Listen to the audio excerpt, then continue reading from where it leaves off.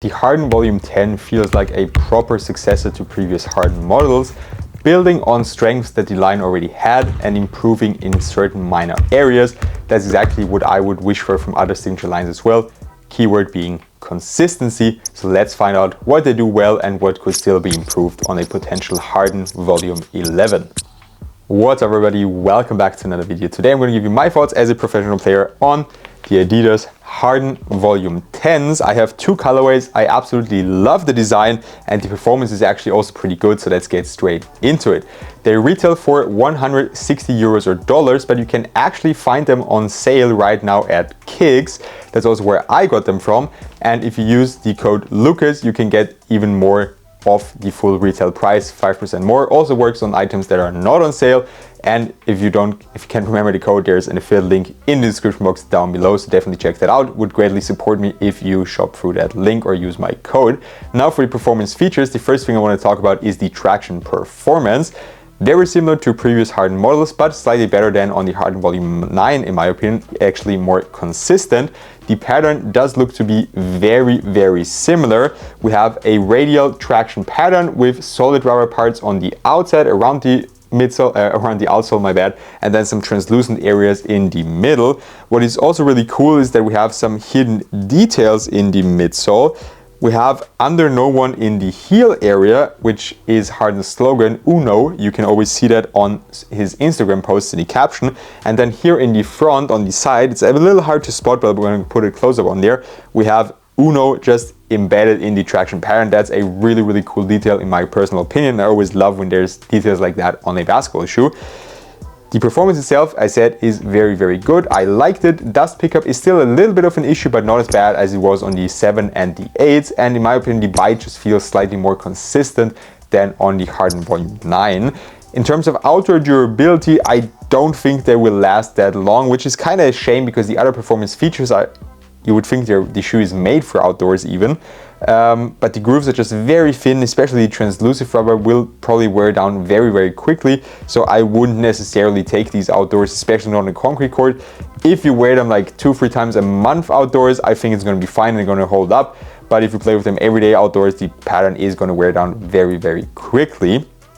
The cushioning setup is interesting. It's kind of a double layered system, as we have light boost on the outside and then on the outside, my bad, and then on the inside we have light, my bad, I said we have light strike on the outside and light boost on the inside.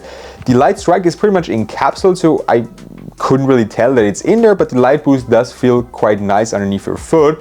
It's definitely not a maximum impact protection shoe or a max cushion shoe, but there is definitely some protection in the heel and a lot of compression, and then the forefoot is nice and low to the ground. That is actually what I like from a basketball shoe, but for some people that might not be enough. For some people it might be too much in the heel, so you just really need to go in terms of your own preferences from a cushioning setup.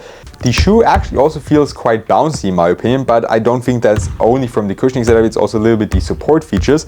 But just what I said from the cushioning setup now would actually be nice for outdoors, but as I said, I just think the traction pattern won't hold up as well.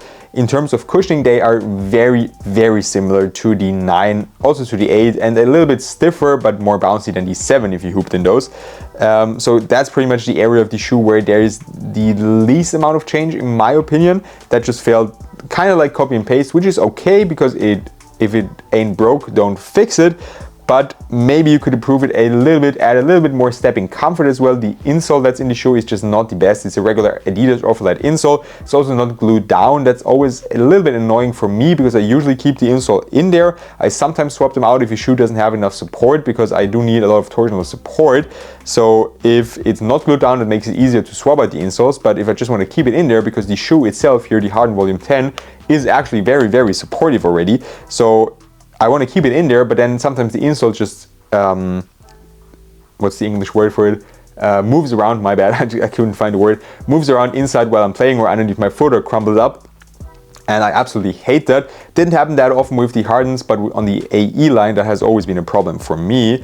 Now moving on to the support features, absolutely amazing, really phenomenal lockdown and support. This is the standout feature of the shoe next to the consistent traction performance in my opinion, and the cool design. This is the Hellcat colorway if you're wondering, and this is the All-Star colorway. Both are still available at Kicks, as I said, with my discount code Lucas with 1S.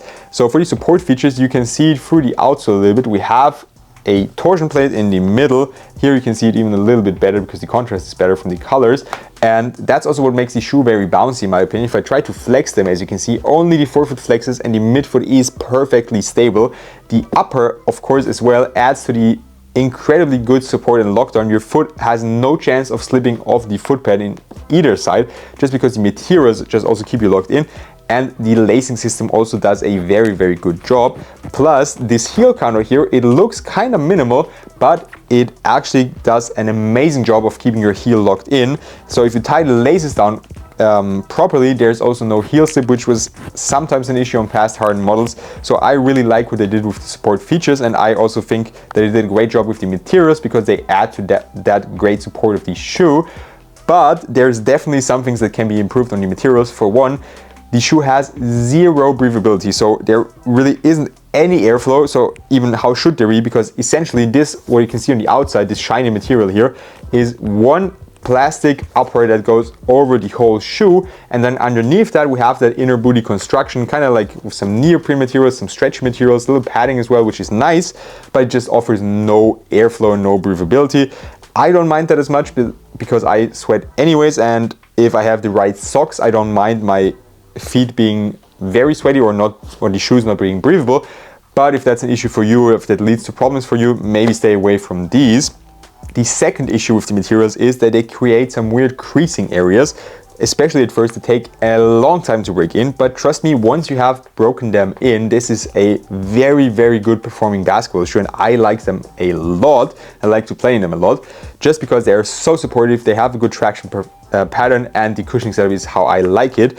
But you do need to give them some time. The first couple of times I wore them, I thought, wow, these are way too stiff and kind of a downgrade compared to past Harden models. But once you break them in, they do actually work.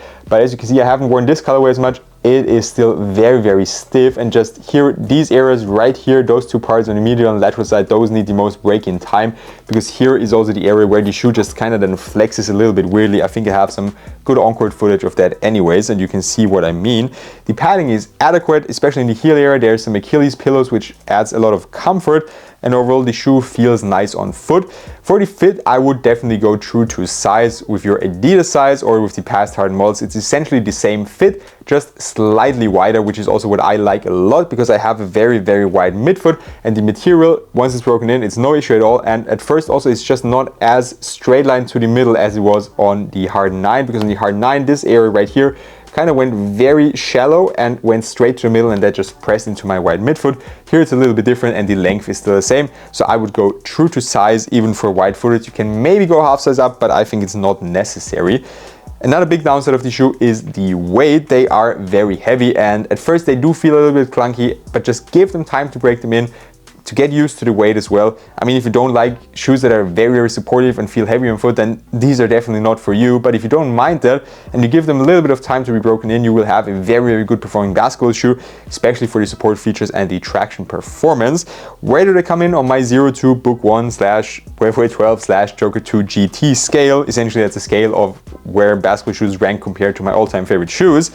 I'd give them an 8.5 out of 10, so I do really like to play in them. I always think about them when I'm picking out my basketball shoes, which is a good thing, which just goes to show if I like a shoe, they're always in my head. I think about them, I like to wear them, I like the design of the shoe as well, I like the colorways that are available. I'm also going to get a pair of the blue and white colorway that's coming out. I absolutely love this one as well. So that just goes to show that I like them, I like to play with them. But they also just offer things that are important for me in a basketball shoe, and for you that could be different. So it really does always come down to personal preferences. I always try to say everything that I like about a shoe, that I don't like about a shoe, but I always like to keep it in context as well, because my preferences might be totally different to your preferences, and I think that's very important to keep in mind as well. So it's also hard for me to say which shoe is better for you or if they are great for you if I don't know your foot shape and your shoe preferences. If you have any questions, just hit me up down below in the comment section. I try to answer to all these comments, especially in the first weeks after uploading. If you see this review a little bit later, you can also just hit me up on Instagram. I check my DMs regularly. As always, I'd really appreciate if you could leave a like on the video, comment your thoughts as I said, and of course subscribe to my channel if you don't want to miss my content. Have a good one and see you next time.